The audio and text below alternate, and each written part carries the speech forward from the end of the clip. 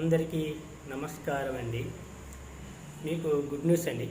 పరలోక రాజ్యం సమీపిస్తుంది. మారు మనసు పొంది తిరగమని బైబిలు సెలవిస్తుంది. నేనే సత్యం, నేనే జీవము, నేనే మార్గం అంటున్నాను.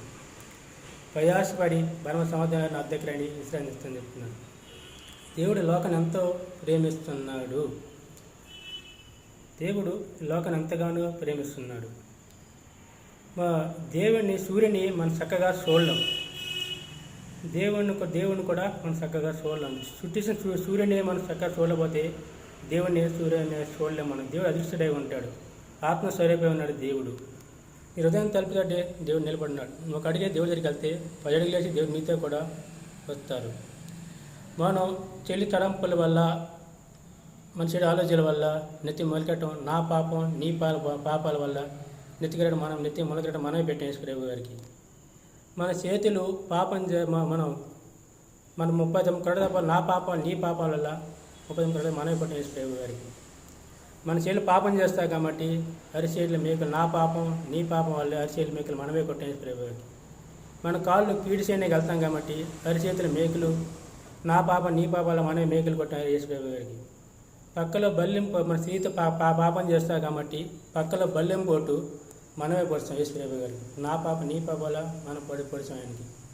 ఆయన మన కోసం మన రక్తం అంతా కాల్చున్నాడు. రక్తం లేక నీళ్ళు కారిని ఆయన సడిపోయి తిరిగి 3వ రోజు పునరుద్ధరణ లేచి ఉన్నాడు యేసుప్రభు గారు. ఆయన విశ్వసించి రక్తంలో కడగపడితే పరలోకానికి చేరుకుంటాం. మోక్షానికి మార్గం ఉంది. నా సాక్ష్యం చెప్తున్నా. నేను 2011 దేవుని తెలుసుకున్నా. 2011లో నేను 2010లో ఇంటికి వెళ్ళా. అప్పుడు ఆ టైంలో అంటే ఫస్ట్ బాగా నాకు చెడు అలవాట్లు బాగుండి, బ్యాడ్ అప్పట్లు బాగుండి, ఎపిసారం బాగా చేసేవాడిని.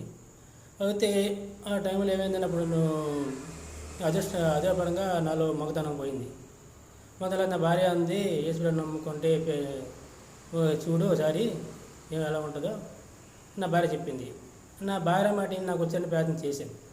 ప్రయత్నం చేస్తే అదే రోజు సాయంకాలానికి 12 గంటల్లో నాకు జవాబు వచ్చింది.